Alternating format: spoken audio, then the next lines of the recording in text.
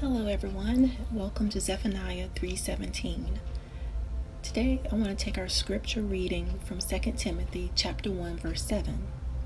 And it reads, "For God hath not given us a spirit of fear, but of power and of love and of a sound mind."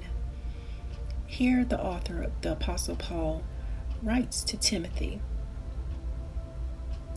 He's encouraging Timothy to not let the emotion or the spirit of fear, I should say, overtake him and prevent him from going forward in his calling boldly. In scriptures, the Apostle Paul tells Timothy emphatically to stir up the gift that is within him through the laying on of hands. It looks like Timothy had a rich legacy in his family. His mother was a minister, or at least called of God, and so was his grandmother. Paul knew the family, and he knew that Timothy, of course, was called to preach the gospel.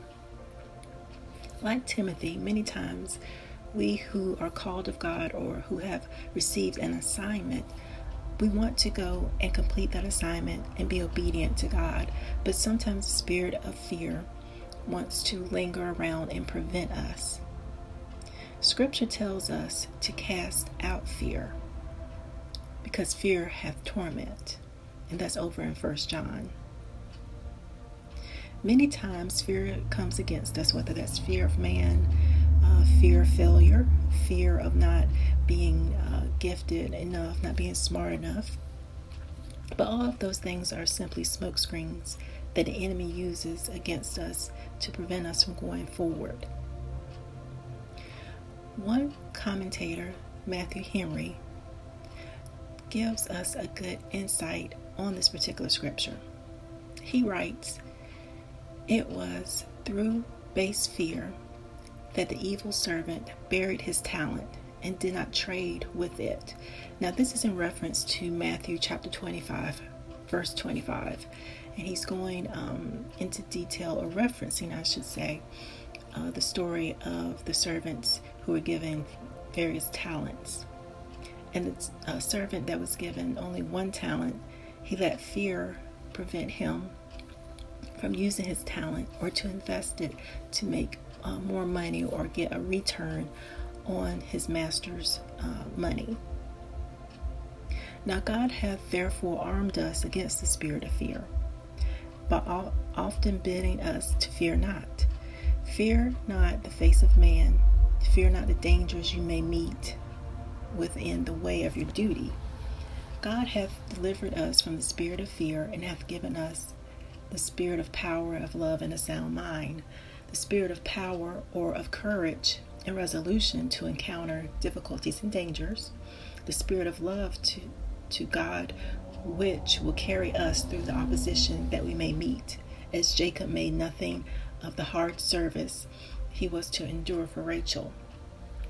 The spirit of love to God will set us above the fear of man and all the hurt that a man can do to us. And the spirit of a sound mind, or quietness of mind, a peaceable enjoyment of ourselves. For we are oftentimes discouraged in our way and work by the creatures of our own fancy and imagination, which a sober, solid, thinking mind would obviate and would easily answer. The Spirit of God gives us to his ministers is not fearful, but it's a courageous spirit. It is a spirit of power, for they speak in his name, who has all power, both in heaven and earth. And it is a spirit of love, for love to God and the souls of men must inflame ministers in all their service. And it is a spirit of a sound mind, for they speak the words of truth and soberness. We must go forward in our everyday life, whether that's on our job or the assignment that God has given us to minister to ones that we meet along our way. But we must also remember that fear is a defeated foe, because God has told us not to fear. God has actually told us to cast that down and to not give in to fear. Well, that's all for today.